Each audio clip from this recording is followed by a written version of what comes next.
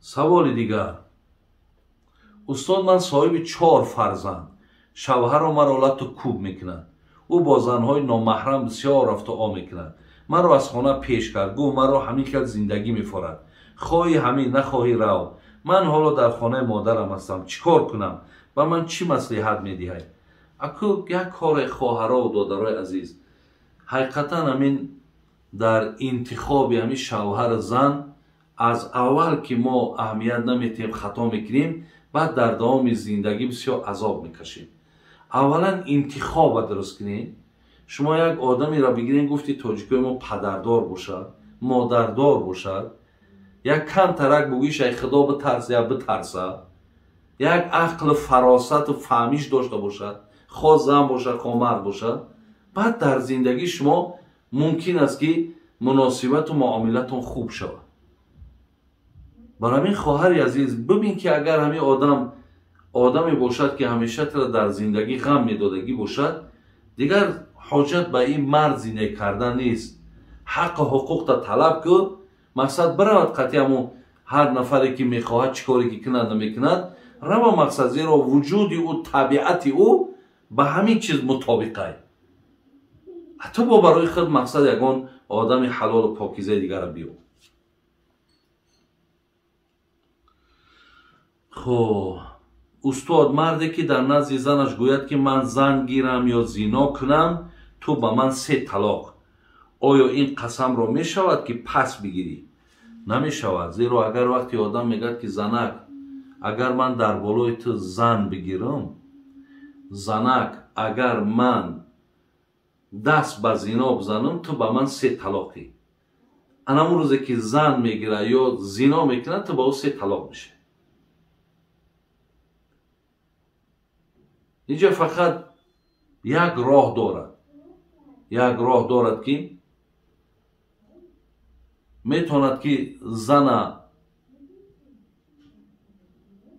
طلاق کند و بعد در حالت طلاقش بعد برود زن بگیرد.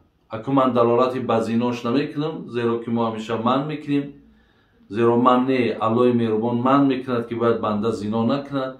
لیکن نفری که اگر خواهد که زنگیر شود، او زن باید یک طلاق میکنه. او در حالت طلاق بعد رفته مقصد زن بگیره و با آمده ایره سری نو نکاح کده بگیرد. همینجا بعد مقصد همو بگیم راهی ای قسم انا گشتنش همین قرار داره.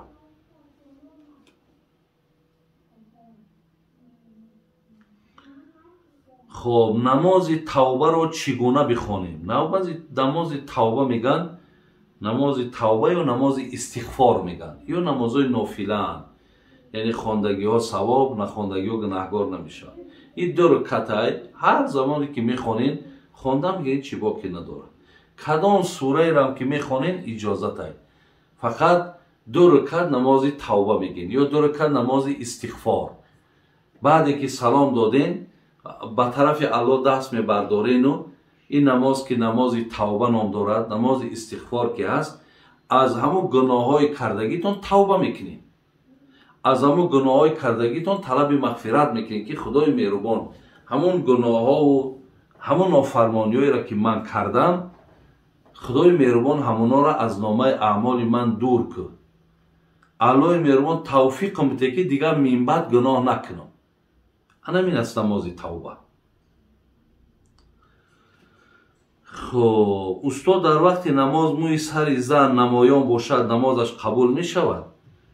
البته مثال در همون عبارایی که و شعر نزله آمده است در مختصر، انا اگر گویم همین سر زن اگر از 4 یه حصهش، یعنی اگر همین سر با 4 تقسیم کنیم، یه حصه موی سرش بتابد، همینجا نمازش درست میشود. از او زیاد کشید بگیم نمازش بعد درست نمیشه. یعنی اگر ما همین سر با 4 قسم تقسیم کنیم، 4 قسم قطعی، یک قسمش یعنی یک قسمی همون موی سر اگر تافت در درون نماز یا روی مالش یک طرفشید، همینجا نمازش درست میشود. اگر یک قسمی از همون 4 انا لیکن از او زیادتر اگر نمایان شد بعد نمازش درست نمیشه. بابا جان میگن در قرآن آیتی هست که به نام اذا وقعت الواقعه، اگر همین را خوانی همه آرزوهات برآورده می شود. این درست است. همون یک حدیث دیدم، ایرا حتی همین سوره واقعه را برادر عزیز حتی سوره برای بایشیدن هم نام میبرن. میگن کسی اگر خواهد که بای شود همین سوره واقعه را بخونه، همین سوره واقعه را بخونه. حضرت عبدالله ابن مسعود از پیامبر میارد که میگد که من قرأ سوره الواقعه فی کل لیلة لم تصیبه فاقة ابدا. میگه هر کسی که اگر هر شب سوره واقعه را بخونه تا زمانی که عمر داره هیچ وقت کمبغل نمیشه. من دیدم در زیر همین سوره واقعه در فضیلتش که میگه هر کسی که اگر همین را مقصد بخواند فقرش نابودیش دور میشود، رزقش زیاد میشود. خیلی در بالا از عبدالله ابن مسعود آوردن که هیچ وقت در حیاتش کمبغل نمیشود کسی اگر سوره واقعه را بخواند. در یگان مشکلات اگر دچار شوی از الله چیز طلب کنی باید چی دعا کنی؟ برادرای عزیز، هر گاهی که چی سختی بالاتون اومد همین دست بردارو، همون ادعو الله و انتم موقنون بالاجابه، صدقاً دعا که صدقاً، یعنی همون دستاتا که بلند کردی تمامی همین اخلاص و محبت بالای دست دا بیار. از خداوند دعا که خدایا همون مشکلات چیزی که باشه پیش الله ارزش کن، پیش الله مهربان بگو همون را. خداوند دا بگوی همین مشکلات از بالای سرم دورش کن. خدایا همین را مقصد به روز خوب و به روز نیک تبدیلش بده. همین قدر همین عادی دعا کنن، فقط صدقاً دعا کن، انشاءالله برادری خواهری همون مشکلات های بالای سر دور میشه. استاد بعد طهارت کردن 1 یا 2 ساعت قرآن خوانیم و در بین نیم ساعت خواب کنیم. باز که است طهارت میکنیم یا قرآن خوانی رو دوام میدیم. خواب طهارت هم میشکنه. 1 ساعت خواندی و یکی خواب برد، بخیز طهارت دست رو کن، یعنی دیگر استنجا نکن، یعنی مستحب نکن، بین پاتا نشو. اگر حاجت خانه کی نرای برای دست رو کن، یعنی دست رو پات همشه بشو، با بیا قرآن خوانی تا دوام دی. استاد درباره رفع الیدین فهمونید.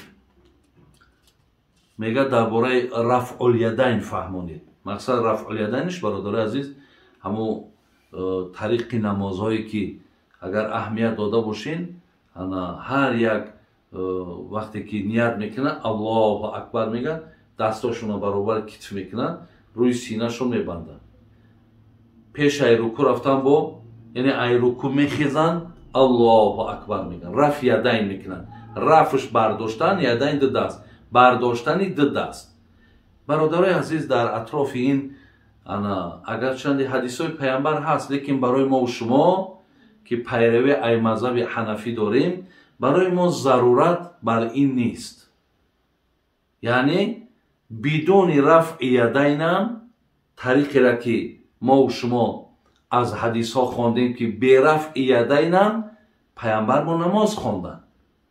حتی در حدیث ها، در بعضی حدیث ها آمده است که حدیث مسلمه که پیامبر گرامی من کردن ای رفع یدین، که چرا شما مقصد دستاتون در نماز رنگ همون دنب اسب ایغر میگیم، رنگ همون رو برداشته و میپرتوید. یعنی معناش همه که در این نماز باید آرامیش داشته باشه، شما هم آرامیش گم میکنید. لیکن برادرای عزیز باز میگویم که میلش کدام مذهبی هست، کدام رویه هست، رفع یدین میکنن، کردن گیرن. ما هیچ وقت در نسبت او یگان گمانی بدم نمیکنیم، سخنی بدم نمیگیم. ولی من همیشه تبلیغ تشویقم همین است که برادر عزیز، امروز که مردم تاجیک ما پیروی از مذهب حنفی داریم، ما به رفع یدین میخونیم. ما را همون ترتیبی که با حدیث ثابته که الله اکبر میبرداریم و زیر ناف ما میبندیم و همون طریق نمازی که میخونیم همین هم با حدیث های پیامبر ثابته.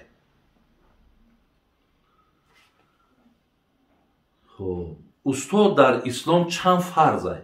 این خیلی نیست در اسلام چند فرضه. می شود که نماز فرضه، می شود حج فرضه، روزه فرضه. بینین حلال خوردن فرضه، حلال گشتن فرضه. اکی را حساب کرده نمی شود. فرضای الهی بسیار هم برادر عزیز. خب آیا امکان دارد که انسان نیکبخت یا بدبخت بدن خود را داند؟ نه، امکان ندارد. هیچ کس نمیداند که اون نیکبخت یا بدبخت. همه این علمش پیش الله هست. غیبه برادر عزیز الله میداند. زیرا نمو سعادت و بی سعادتی را زمانی که ما 4 ماهه میشویم، الله همون ملائکه را امر میکند که بنویس مقصد. در برابر آنی که رزق ما را می نویسد، در برابر آنی که اجل ما را می نویسد، یعنی چی مقدار حیات ما را می نویسد، در برابرش بدبخت نیکبخت بودن ما نمی نویسد. برای میگه که ما آگاهی نداریم. ایرا الله مهربان خودش میداند. استاد جان در حق دانشجویایی که در خارج تحصیل میکنند دعای خیر کنید تا با سری بلند با وطن برگردیم. تمام دادرها و خواهرای ما که بیرون از جمهوری امروز تحصیل میکنند و برای خدمت این مردم، این ملت، این وطن در همون ملک ها الحال تحصیل دارند، خداوند دانشاتون در خیر و برکت، در عمرهاتون هم خیر و برکت، الله عمر درازتون بده. به همون مقصودهای نیکی که رفتین که آینده بیم خدمت کنیم، خدای مهربان شما را موفق و الله مهربان هر جا باشین در پناه رحمتش نگهتون دار. آمین یا رب العالمین.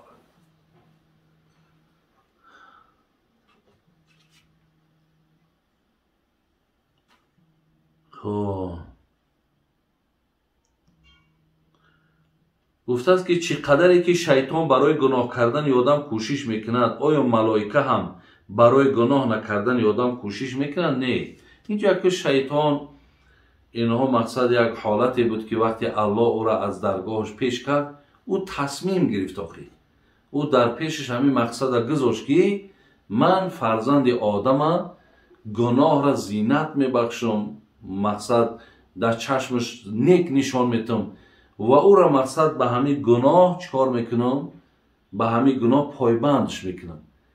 ولی مقصد ثواب و ترغیب کردنش اینها همه نزد الله های، این از نزد ملائکه نمیشود.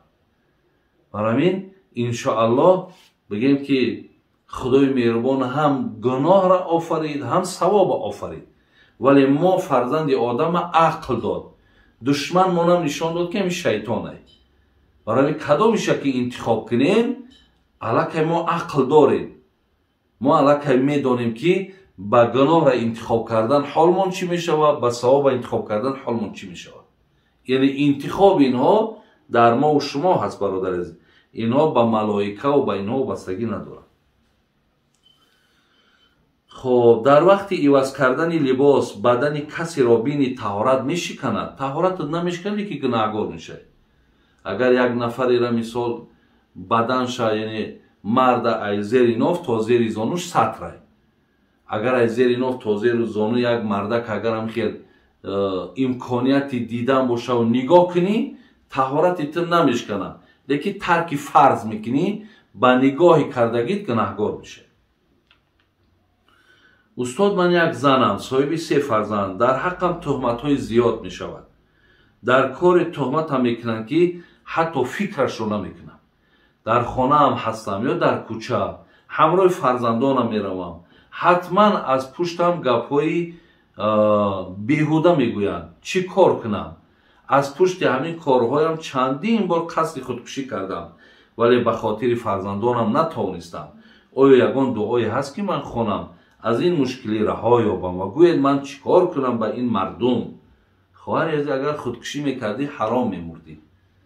اینجا خاطر فرزندان نی، خاطر الله را پیش رو بیار. ای تو در عایشه مادر ما پاک دامن بود، او را تهمت به زنا کردند، حالا که اگر تمام زنهای روی عالم جمع کنی خاک پای عایشه نمیشوند. او را تهمت کردند و شما مقصد از این خلاص میابی. جنونی میگو به هر کس از گمان نیک بر سر دست میمالند، به دستم از کلاه نخوتش سوزن شود پیدا. در راست هر کسی گمان نیک میکنم، خدمت میکنم، حتما از جانب امنا ضرر زیان میبینم. اگه دنیا همین خیلشیده از خواهرها و برادرها که در حق هر کس گمانها ویران شدگی، گمانها که ویران شدگی هن، مایل شاخی بینه که برای عایشه مادرمان همون روزهایی که تهمت کردن روزی کم وز بین بود. برای همین این چیزها در خواهرها هیچ وقت همین تازه باشی پروا نکن. لیکن اگر عیب داشته باشی و از پشتت که گپ زنن، خیلی اکو مادام کاری را که کردیم باید جفاشا بکشیم. نه که به عیب باشی هیچ اهمیت نتی. خدای مهربان انشاءالله همیشه حق بالا میبره.